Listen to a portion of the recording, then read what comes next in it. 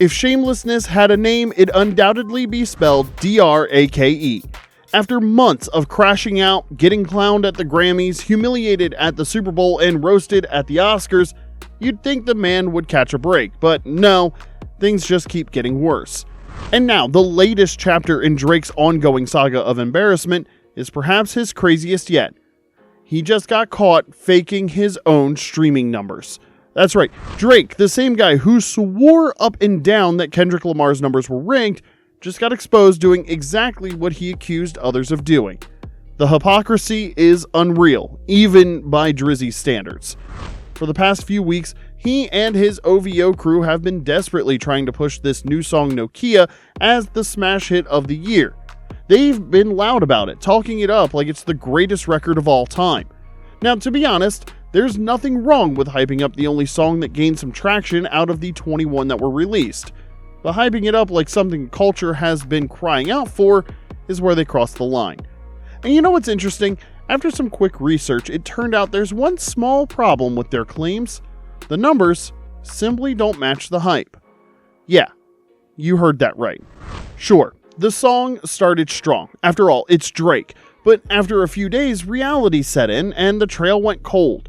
Kendrick Lamar's tracks, especially Not Like Us and Luther, have been effortlessly dominating the charts ever since, leaving Drake's latest desperate attempt to get back into the conversation in the dust.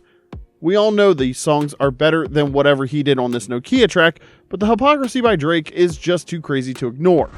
From his lawsuits to his social media jibes, he did everything to spit on the integrity of Kendrick's numbers, claiming they were bogus because the industry higher-ups wanted to prop K-Dot up to stop Drake's dominance. But now that he's been found out to be just as crooked as his claims, it's going to be interesting to hear his trove of excuses this time. The only thing he seems to never run out of are excuses, after all. Now, before we dive deeper into Drake's latest clownery, take a second to drop a like and subscribe if you're new here. We're always cooking up juicy hip-hop gossip, and trust me, you don't want to miss what's next. Now at this point, Drake's got to be the one and only recipient for the world record of the biggest victim in any music industry globally. No one is ever beating him when it comes to telling victim sob stories. Not now, not ever. If you thought all the moves he's been making in recent weeks were for any other reason other than getting one over on Kendrick, then you haven't been following this drama long enough. Remember how he told us during his Australian tour that this beef isn't over, at least for him? Well, he wasn't bluffing. Drake and his die-hard fans have been desperate for a win for months now, and they seem to have finally found it with this Nokia track. But you want to know what's funny? Despite the song blowing up and getting decent traction, especially on TikTok, it's still struggling massively to climb up the charts, at least to the positions that actually matter. Kendrick's songs from his GNX album still retain their strongholds on the charts, and they're not letting Drake through, which shouldn't surprise anyone anymore, if we're being honest. But you see, Drake's fans, they will never come to terms with the fact that their fave is no longer the top boy. They keep peddling these obscene arguments that Kendrick's record-breaking monthly listener numbers were only possible because they were boosted by fake accounts and fake streams. It's really wild that they just can't seem to accept Kendrick's success for what it is. To them, he will always be part of some industry covert plan to shut Drake out completely. And to be honest, if it helps them sleep at night, well, it's okay to peddle such a narrative. It doesn't change the fact that Kendrick's success is as real as it gets. His impact on the culture, the music, and the fans can never be overstated. Drake used to be the numbers guy, even though Kendrick was never really that far behind over the years. But now, it's all Kendrick. From numbers to influence, it's all him. The once revered industry's golden boy doesn't hold anything over him anymore. As if losing all that privilege wasn't enough, Drizzy decided he needed someone else to blame for his problems, so first he pointed fingers at Spotify, claiming they're suppressing his streams to favor Kendrick. Then he accused Kendrick himself, claiming he's inflating his numbers artificially. But it wasn't just Drake pushing these claims. His go-to producer Gordo and conspiracy peddler academics were loud about it too, with Gordo claiming in a tweet that the truth will soon come to light. Well, hello Gordo. The truth you're looking for has finally come to light, but it's nothing like you imagined. Streaming giant Spotify made a big decision recently to clean house by performing some serious auditing on its platform. While this move shocked a lot of people, trust me when I tell you that they found some pretty interesting stuff that'll blow your mind. The platform just released data showing exactly who was faking their numbers, and guess whose songs lost millions of streams overnight? You guessed it, Drizzy, Drake himself, and almost everyone else in the game. But guess whose numbers weren't affected even a tiny bit? Yeah, it's the one and only Kung Fu Kenny. Don't think for a second that this was all speculation. It really wasn't. After Spotify did its thing with the crackdown on artificial streams, a lot of numbers were adjusted, including the biggest acts in the game. One of the artists who suffered the biggest loss of streams spanning into millions was Cardi B. Yeah, the Grammy winner had some massive numbers wiped out of her catalog, but Kendrick's numbers? They stayed solid as ever. Every single track on the GNX album from Not Like Us, Luther, and even Squabble Up maintained their streaming numbers. Not a single removal. The fact that Kendrick's songs remained untouched isn't what surprised many. It's the immense energy Drake had invested into pushing the narrative that Kendrick was propped up by fake streams. From his lawsuits to his attack dogs, they all kept screaming that Not Like Us's success wasn't organic. They peddled the narrative that it was UMG that was behind the song's success because they wanted to wipe Drake out. But now that Spotify has decided to reset the whole system with several artists losing streams in the millions, only Kendrick and a few others stood tall. Now, we've got to ask, what's the whole point of the lawsuit by Drake? He claimed Not Like Us was boosted to suppress him because he was at odds with UMG. Well, after this latest move by Spotify, those claims have been rendered absolutely baseless. Now the whole world can see just how genuine Kendrick's songs are and how nonsensical Drake's claims sound. To be honest, you can't deny greatness, no matter how hard you try. Drake played every trick in the book to drag Kendrick down and discredit his success as a mere happenstance. But Spotify has settled that debate once and for all. People lie a lot to save themselves, but you see, numbers don't lie. Now let's go back to this Nokia song by Drake. You know, when the song initially gained traction, it felt like it was trending upward, and then it took a nosedive for a minute. But you know what's crazy? Out of nowhere, the song gained traction again, but this time it was 10 times bigger than the initial wave. It was also around this time that the talk of Nokia being organic started getting heavy.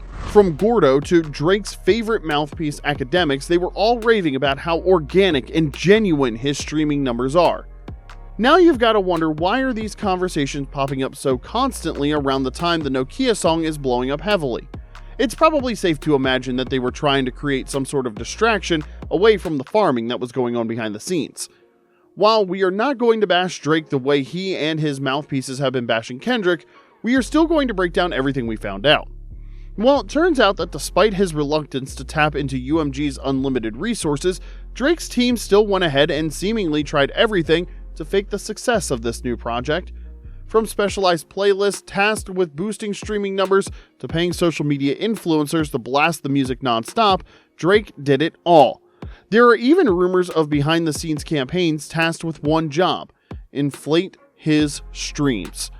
The truth is, no one would have cared if Drake farmed streams for his album or not. Everyone assumed that all the top artists do it anyway. But the reason people can't seem to let this go is that they wanted to call out his hypocrisy. His fans always pulled the bot farming card every time they argued about Not Like Us breaking or setting a new milestone, but now that their fave has been exposed, they've reined it in. It's crickets out there. They are now seeing in real time that Drake isn't that different from every ugly thing he claimed Kendrick did. But that isn't all Drake did. Oh no, there's so much more.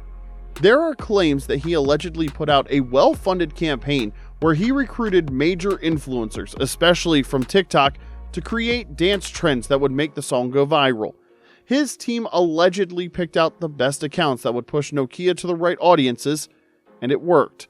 It's important to note that there isn't concrete proof that certifies this claim, but people are talking about it nonetheless. While we can't prove how Drake managed to push Nokia to attain this level of success, it still failed miserably compared to Kendrick's organic success. In fact, Compared to Drake's previous hits, it doesn't stand a chance. Maybe that could change down the line, we'll have to wait and see. Even though we don't know how he pulled off his biggest success since this beef ended, one thing we noticed is the change in the demeanor of some specific personalities in the streaming space towards Drake.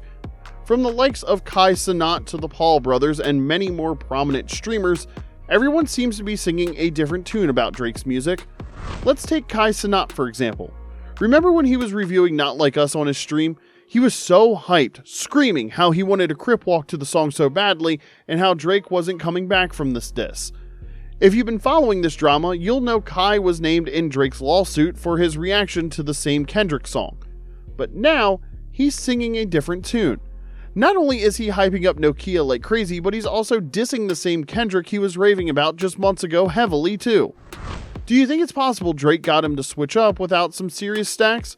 I highly doubt the publicity for that was free. You really can't put anything past Drake at this point. He's so fixated on avenging his loss to Kendrick that he'd do anything to just get a single shot at him. For you to know how desperate he gets sometimes when things aren't going his way, let's do a quick rewind. Remember, during the height of the beef with Kendrick, there were so many inflated numbers around Drake's diss tracks.